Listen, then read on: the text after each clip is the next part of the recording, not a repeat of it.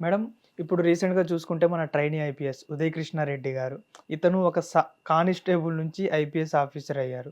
కానీ ఇతన్ని చూసుకుంటే రీసెంట్ డేస్‌లో ఇతని మీద చాలా రూమర్స్ అనొచ్చు, లేకపోతే అభియోగాలు అభియోగాలనొచ్చు, ఏమైనా అనొచ్చు. కానీ ఇతని మీద చాలా అంటే తవ్వే కొద్దీ ఇంకా వస్తానే ఉన్నాయి. అంటే ఏదేదో ఉంటది గదా! తవ్వే కొద్దీ బంగారం వస్తుంది అన్న ఇది దాని మీద. అంటే ఈరోజు గూడా రీసెంట్‌లీ ఇన్‌స్టాగ్రామ్‌లో ఎవరో మహిళ ఇలా నా మీద గూడా ఇలా జరిగింది, ఉదయ్ కృష్ణారెడ్డి గారు ఇలా చేశారనేసి మాట్లాడడం జరిగింది. దీన్ని మనం ఎలా చూసుకోవచ్చు మేడం? ఇప్పుడు డే 1 నుంచి అతని పైన నేను చేసే కామెంట్ ఒకటే అండి. అతనికి ఐక్యూ ఉంది, తెలివితేటలు ఉన్నాయి, అవును. ఈక్యూ లేదు. ఓకే. ఈక్యూ అంటే ఏంటంటే భావోద్వేగాల పట్ల అదుపు ఉండాలి, పరిస్థితులకు తగ్గట్లు ఉండాలి. మౌల్డ్ అవ్వాలి. ఇప్పుడు ఉచితానుచితాలు తెలిసి ఉండాలి. ఏం చేస్తే నా గౌరవం పెరుగుతుంది, ఏం చేస్తే నేను సమాజంలో ఒక మనిషిలాగా నిలబడతాను, ఏం చేస్తే నా వృత్తిలో నేను ఇంకా పైకి వెళ్తున్నాను, ఏం చేస్తే నేను సంపాదించుకున్న విజయాన్ని నేను అందిపుచ్చుకోవాలి. అదే అందరి ముందు దర్జాగా ఆ విజయాన్ని, విజయం వల్ల వచ్చే లాభాలను నేను పొందగలుగుతాను అనే జ్ఞానం, దాన్నే ఈక్యూ అంటారు. ఓకే. ఆ ఈక్యూ లేదు. ఎమోషనల్ బ్యాలెన్స్ అది లేదు. పైగా అతనంటే చాలా అసలు నేను ఒక తోపు అనే ఒక ఫీలింగ్, గ్రాండ్యూర్ ఫీలింగ్ ఉంది. అహంకారం లాంటిది. నేను అనే ఒక సుపీరియారిటీ కాంప్లెక్స్ ఉంది.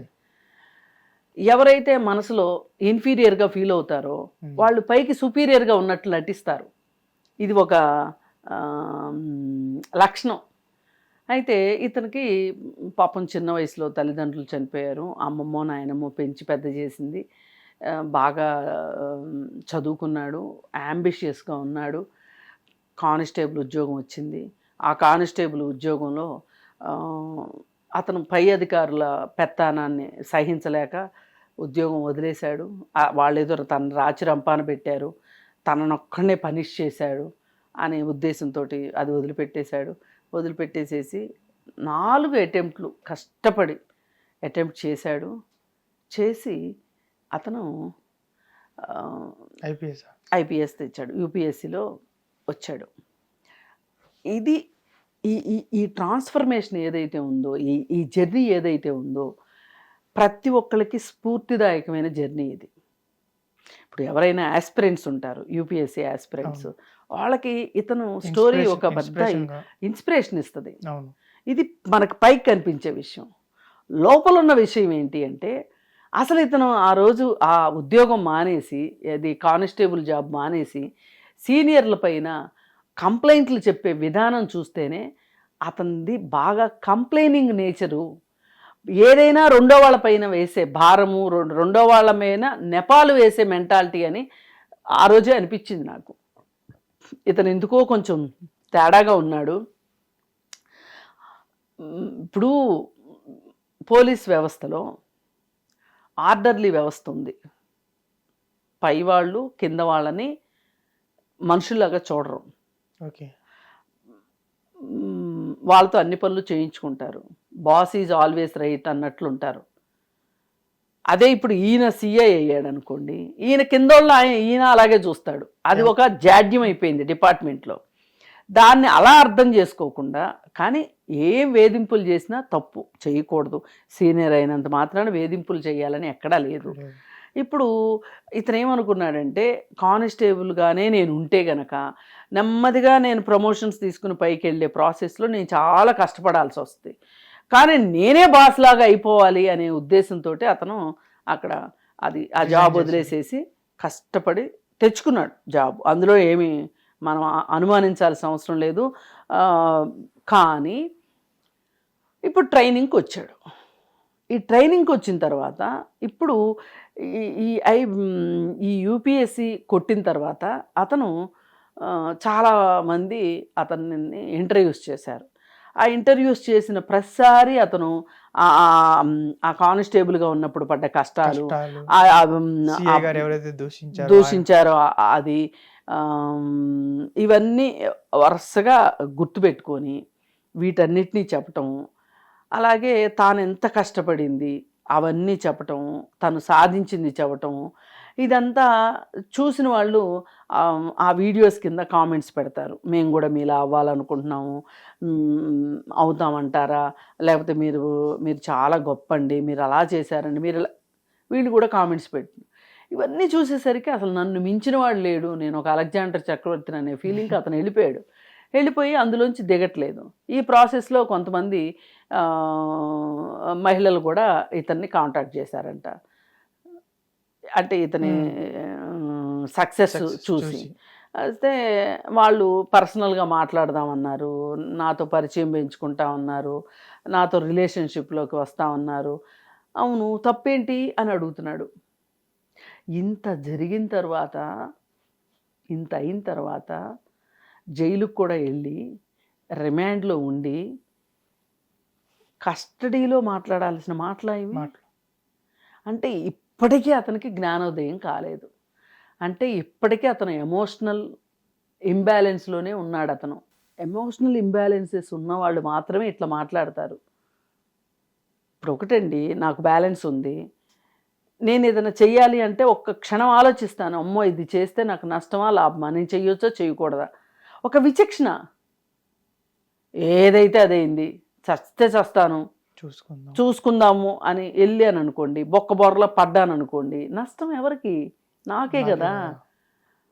ఇప్పుడు నువ్వు ట్రైనింగ్ పీరియడ్లో ఉన్నా సరే, ఈ ఇంటర్వ్యూల వల్ల నీకు కొంతమంది అమ్మాయిలు నీకు అట్రాక్ట్ అవ్వచ్చు, నీతో మాట్లాడవచ్చు, వాళ్ళతో నీకు రిలేషన్షిప్ రావచ్చు, సరే ఇవన్నీ నడుస్తున్నాయి. ఈ టైంలో నీకు అక్కడ మళ్ళీ ఇంకొక ఆమె నచ్చింది, ఐపీఎస్ ఆఫీసరు, ఆమె ట్రైనింగ్ తీసుకుంటున్న ఆమె కూడా అడ్మైర్ అయ్యింది. నీ స్టోరీ వింటే ఎవరైనా అడ్మైర్ అవుతారు, అయ్యింది. అయినా అది కాస్త పరిచయం ఇంకాస్త ముందుకెళ్ళింది. కానీ ఇతన్ని రెగ్యులర్గా అబ్జర్వ్ చేసినప్పుడు ఆమెకేం అర్థమైందంటే, ఇతనితో నేను కలిసి ఉండటం కష్టం, మూవ్ ఆన్ అవ్వలేను, ఇతనితో నాకు ప్రశాంతత ఉండదు అని ఆమె డిసైడ్ చేసుకుని అతనికి దూరం జరిగేసేసి ఇంట్లో వాళ్ళు చెప్పిన అబ్బాయిని పెళ్లి చేసుకుంది. మరి ఇతను అసలు నా దగ్గర నుంచి ఒక అమ్మాయి ఎందుకు దూరం అయింది, నాకెందుకు దూరం అయింది, నా దగ్గర ఉన్న పొరపాటు ఏమై ఉండొచ్చు, నేనెందుకు తనకు నచ్చలేదు, నేనేం మార్చుకుంటే నాతో ఒక అమ్మాయి ఉండగలుగుతుంది అనే ఇన్సైట్ కానీ అతనికి ఉండి ఉన్నట్లయితే కనుక ఇప్పుడు ఇది జరిగేది కాదు ఈ ఇన్సిడెంట్. అతనేమనుకున్నాడు, నన్ను ఇంతమంది ఇష్టపడే నన్ను ఈ అమ్మాయి నన్ను కాదంటదా, అయితే గీతే నేను కాదనాలి కానీ ఈ అమ్మాయి కాదంటవేంటి? ఆ పంతం వచ్చేసరికి అతనికి ఇంబ్యాలెన్స్ అయిపోయి ఏం చేయకూడదో అవన్నీ చేశాడు. వేరే ఫేక్ ఐడీస్ తోటి మెసేజ్లు పంపటము, అలాగే వాళ్ళ భర్తని అప్రోచ్ అవ్వటం, భర్తకి వీళ్ళకి సంబంధించిన ఫోటోలు పంపటం, ఇలా వేధించటం, మళ్ళీ ఇదంతా చేసి మళ్ళీ ఏమీ తెలియని వాడికి మళ్ళీ నంగనాచిలాగా నైగారిలాగా లెటర్ రాశాడు.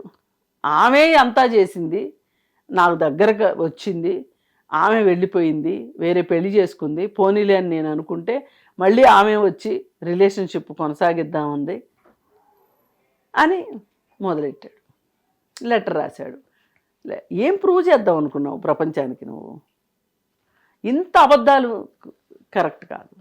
పైగా ఆమెని కొట్టడం, గొంతు పట్టుకోవడం, చెంపలు కొట్టడం, ఇవన్నీ అసలు ఇప్పుడు నీతో రిలేషన్లతో ఉందన్న మాత్రాన నిన్ను హింసిస్తానంటే కుదరదుగా. రిలేషన్లో అయినా, స్నేహంలో అయినా, చుట్టరికంలోనైనా, పెళ్లిలో అయినా వేధించడానికి నడవదు. నువ్వు వేధిస్తానంటే కుదరదు. నీకు వాళ్ళు నచ్చలేదు అంటే సింపుల్, వాళ్ళకి దూరంగా ఉండగలిగితే ఉండు. ఇప్పుడు స్నేహం అనుకోండి, నచ్చలేదు, పక్క వెళ్ళిపోతే ఎవరన్నా కోర్టులో కేసేస్తారా? లేదు కదా. పెళ్ళి అయితేనే కోర్టులో కేసేస్తారు పక్కకి వెళ్ళిపోతే, ఎందుకు వెళ్ళిపోయావు అని. మరి ఆమెకి నేను నచ్చలేదు కావచ్చు, నేను కరెక్ట్ కాదనుకుంది, ఆమె దోవ ఆమె చూసుకుంది, నేనేం చేసుకోవాలో నేను అది చేసుకోవాలి అని అనుకోవాలి, కానీ ఇలా చేయడం కరెక్ట్ కాదు కదా. అక్కడే ఇతనికి ఆకాశానికి అంత ఎత్తు ఎదిగినవాడు పాతాళంలోకి పడిపోయాడు. కానీ ఇప్పుడు ఇదంతా మనం మాట్లాడుకుంటున్నాం, ఆయన ఏమనుకుంటున్నాడు, ఇదంతా చేశాను అనుకుంటున్నాడా? I am right, I'm always right, నేను అలెగ్జాండర్ చక్రవర్తిని, అంతే. అతన్ని అలా ఊహించుకుంటున్నాడు. అసలు నాకేంటి తక్కువ, అసలు ఒక అమ్మాయి నా దగ్గర నుంచి వెళ్ళిపోవడం ఏంటి, ఇంకా అయితే గీతే నేను వెళ్ళిపోమని చెప్పాలి. కానీ అదే వాదన, అదే వితండం, అదే మనస్తత్వం అతను ఈవేళ అతని కెరీర్ పరంగా కావచ్చు, వ్యక్తిగా కావచ్చు, వ్యక్తిత్వ పరంగా కావచ్చు, అన్ని విషయాల్లోనూ అతను ఇలా అయిపోవటానికి ఈ పర్సనాలిటీ డిజార్డరే అతన్ని అలా తయారు చేసింది. ఓవర్ పొసిసివ్నెస్, అదేమంటే మళ్ళీ రెండో వాళ్ళని బెదిరించటం, నేను చచ్చిపోతా. ఎవరికైనా నా పక్కన ఉన్నోడు చచ్చిపోతున్నాను అంటే మనకు ఎలా ఉంటుంది, అబ్బా ఎంత రక్షించగలము అంటే రక్షిస్తాము, అయినా అతను అలా తీసుకోవట్లేదు అనుకోండి, ఏమనుకుంటాం, ఏంటి తలకాయ నొప్పి మనకి అనుకుంటాం. అందుకని ఏ రకంగా చూసినా అతని చర్యలు సమర్థించే చర్యలు కాదు. ఈ రోజుకి అతను డినైల్ స్టేజ్లోనే ఉన్నాడు, ఇప్పటికీ మారాలని అనుకోవట్లేదు అతను. ఇతను ఒక మంచి కేస్ స్టడీ నా దృష్టిలో. అయితే నేను ఒక ఫ్యామిలీ కౌన్సిలర్గా చెప్తున్నా, ఒక కేస్ స్టడీ. ఇతను ఎందుకు ఇలా అయ్యాడు, ఇతను ఇలా అవ్వటానికి ఇతనుకున్న కుటుంబ కారణాలు ఏంటి, ఆర్థిక కారణాలు ఏంటి, సామాజిక కారణాలు ఏంటి.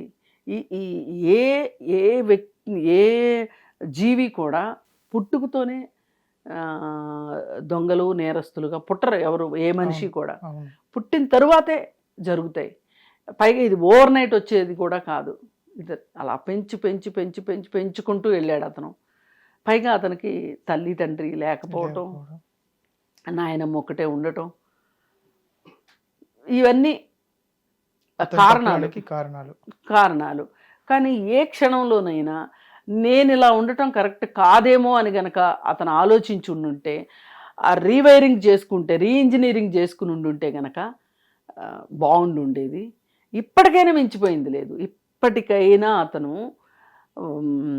ఒక సైకాలజిస్ట్నో ఒక సైకాట్రిస్ట్నో కలిసి అతని పరిస్థితి, ఇప్పుడు జైల్లో ఉన్నాడు కాబట్టి వాళ్ళైనా పంపించవచ్చు సైకాట్రిస్ట్ దగ్గరికి. పంపిస్తే ఒక సైకాలజిస్టు అతన్ని అసెస్ చేయాలి. అసెస్ చేస్తే అతను నీ మనస్తత్వం ఇది, నీ సమస్య ఇది, నువ్వు ఇలాగే ఉంటే నువ్వు ఇంకా సమస్యల్లోకి వెళ్తావు, ఇదంతా అతనితో మాట్లాడగలగాలి. ఒక డైలాగ్ రైజ్ కావాలి. ఏదో మొరటుగా పోలీసు విచారణ కాదు కావాల్సింది అతనికి. ఒక సైకాట్రిస్టు సైకాలజిస్టు కావాలి అతనికి. అయితేనే అతను ఎందుకు అలా అయ్యాడు అనేది మనకు కావాలి. అతని లక్షణాలు ఏంటి, అతను ఇలా అయిన పరిస్థితుల గురించి మనం మాట్లాడుకోకపోతే ఇంకొకరిని కాపాడుకోలేం మనం. ఇప్పటికైనా సరే అతను తలుచుకుంటే అతను మారిన మనిషి అవ్వటానికి అతని చేతుల్లోనే ఉంది. కానీ అతను ఒప్పుకోవాలి కదా అన్నిటికీ. ఇప్పుడు మనము గుర్రాన్ని నీటి వరకు తీసుకెళ్ళగలం, నీళ్లు తాగించలేం కదా. హిట్ టీవీ యాప్, ఇందులో short news, live news, entertainment shows, movies, digital magazines తో పాటు మీ జిల్లా వార్తలను కూడా ఫ్రీగా చూడొచ్చు. ఇంకెందుకు ఆలస్యం, వెంటనే హిట్ టీవీ యాప్ ని డౌన్లోడ్ చేసుకుని ఫ్రీగా ఎంటర్టైన్మెంట్ పొందండి. Hit TV app. Hit TV app. Please download hit TV app. Hit TV app ని ఫ్రీగా డౌన్లోడ్ చేసుకుని ఎంజాయ్ చేయండి. మీకు నచ్చిన ఎంటర్టైన్మెంట్ కోసం హిట్ టీవీ యాప్ ని ఫ్రీగా డౌన్లోడ్ చేసుకుని ఎంజాయ్ చేయండి. హిట్ టీవీ యాప్ ని డౌన్లోడ్ చేసుకుని ఆస్వాదించండి, ఆశీర్వదించండి. ఇంతమంది సెలబ్రిటీలు హిట్ టీవీ యాప్ ని డౌన్లోడ్ చేసుకోండి అని చెప్తున్నారంటే ఎంత మంచి యాప్ ఆలోచించండి. అమెరికాలో చదవాలనుకునే వాళ్ళకి విశ్వసనీయమైన పేరు మన శౌర్య కన్సల్టెన్సీ. UK లో 1 year masters, UK లో 1 year masters, 2 years work permit up to 5 years visa. Contact Saurya Consultancy. Contact 89851 89851.